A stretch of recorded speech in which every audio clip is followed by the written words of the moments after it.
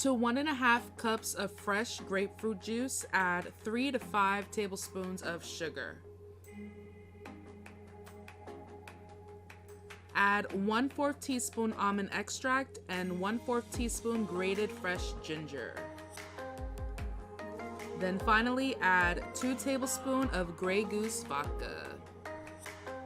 And there you have it, Grapefruit Ginger Cocktail. I hope you enjoy. If you're new to the channel, make sure to click the subscribe button and the post notification bell next to it so you don't miss out on any future uploads.